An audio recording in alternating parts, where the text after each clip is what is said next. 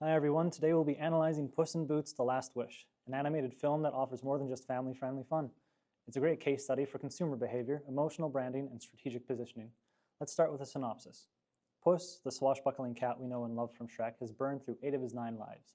Facing his mortality, he sets out to find the wishing star to restore his lives. Along the way, he confronts Goldilocks and her crime family bears, a power-hungry villain named Big Jack Horner, and Death himself, represented as a terrifying wolf. Now, let's explore the character positioning in terms of marketing value. Puss is a legacy character. He brings strong brand awareness from previous Shrek films and is easily marketable as a toy and nostalgic icon. His brand archetype aligns with the hero and the outlaw. Kitty Softpaws as a strong female lead and romantic interest contributes to balanced gender representations and appeals to the audience desire for romantic tension. Burrito, the therapy dog wannabe, is both adorable and emotionally complex. He resonates with audiences seeking better mental health representation, a growing consumer trend seen in media like 13 Reasons Why or Silver Linings Playbook. At one point in the movie, Puss experiences a panic attack due to his extreme stress and fear of death. Burrito doesn't even say anything. He just rests his head on Puss's lap, letting him know that he isn't alone, and helps Puss get through the attack. For a kids' movie about talking animals, this showcases an extremely human and relatable scene that is appealing to many audience members and further adds to their use of emotional marketing. Burrito's role as Puss's unlikely companion provides positive reinforcement. His unwavering support and kindness rewards Puss emotionally for moments of vulnerability and honesty. This helps condition Puss to embrace a more authentic version of himself. Goldilocks and the Three Bears embody the theme of found family, appealing to believers and thinkers in the VALS framework, who value tradition, community, and moral storytelling. And finally, Big Jack Horner represents the villain archetype, a power-hungry, unethical monopolist. Commentary on consumerism and unchecked corporate greed, perhaps. He's also an example of casting a popular comedian to increase appeal and memorability. Okay, let's now break down the movie's marketing strategy using STP, which stands for segmentation, targeting, and positioning. The movie targets a wide range of audience segments: kids who love cute animal characters, adults who are nostalgic for Shrek, and families looking for meaningful, emotional entertainment. It also appeals to young adults who are very active on social media and have had advertisements catered towards this movie. Cultural positioning plays a huge role here. The film was released in 2022, so shortly after the COVID-19 pandemic, when people had experienced isolation and disconnection. By emphasizing the importance of human connection, found family, and togetherness, the film addressed collective emotional needs, positioning itself as a relevant and emotionally restorative film.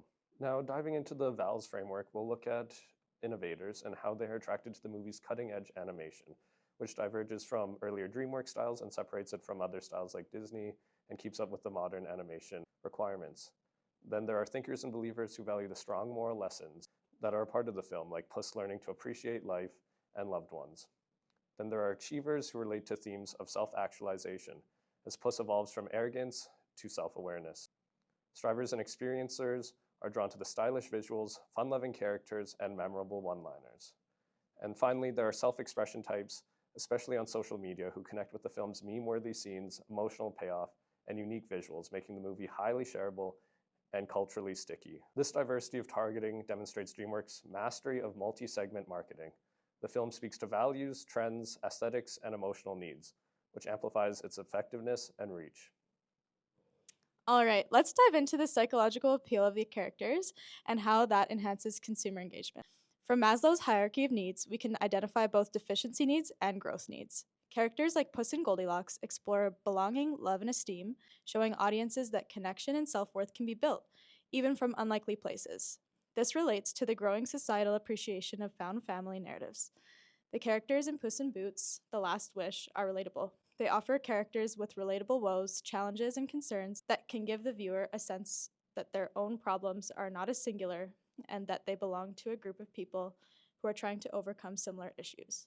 The characters that endure and overcome their adversity can offer their viewers a sense of potential and increased self-efficacy as they witness another engaging and succeeding in problem solving.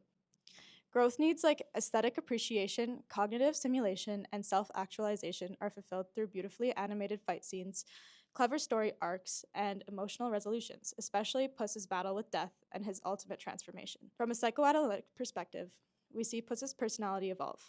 At first, Puss is ruled by his id, reckless and thrill-seeking. After realizing he's down to one life, his ego takes over, guiding more rational decisions like hiding out in a foster home. From there, his superego appears through his loyalty, guilt, and moral compass. He fights not just for himself, but for others he cares about. This is displayed when Puss chooses not to use the last wish, but to value his last life in a more meaningful way. From a psychoanalytic consumer behavior lens, the film explores how unconscious desires, fears, and internal conflicts influence decision-making and emotional resonance with a product, in this case, the film. One important area that reflects from a psychoanalytic consumer lens is through wish fulfillment and the unconscious. The concept of the wishing star symbolizes repressed desires. Every character's wish represents their unconscious longing, whether it's control, belonging, or self-worth. This resonates with viewers who may not articulate their own unmet needs, but are drawn to characters who do. By including such a rich mix of archetypes, the film increases its emotional branding power, making it easier for viewers to see themselves in the characters and engage deeply with the narrative. So some of the archetypes included are the innocent, who is portrayed in Perito and the overall story arc. The sage is represented in the character's overall learning and self-actualization progression. The hero is represented in each character that is, frankly, not Big Jack Horner or a smaller side character. The magician is represented and drawn to the imaginative story of characters that cultivates in a beautiful display of their realization. The lover is represented in the friendships and love that accumulates and blossoms between the characters. The jester shines through Perito in his unyielding optimism and playfulness. The everyman is represented by the ever-relatability in the spectrum of the characters. The caregiver is shown preference through the way each good character takes care and nurtures each other's growth. Moving on to classical conditioning. The filmmakers use classical conditioning to deepen emotional impact, especially through Death's eerie whistle. At first neutral, the whistle becomes a conditioned stimulus that triggers fear in both Puss and the audience. This tactic taps into consumer behavior by creating a strong emotional association. It increases engagement, memory retention, and even word of mouth, making the film more impactful and marketable. It's a smart use of psychology to shape how audiences feel and remember the story. We also see operant conditioning in action through Puss's fear response.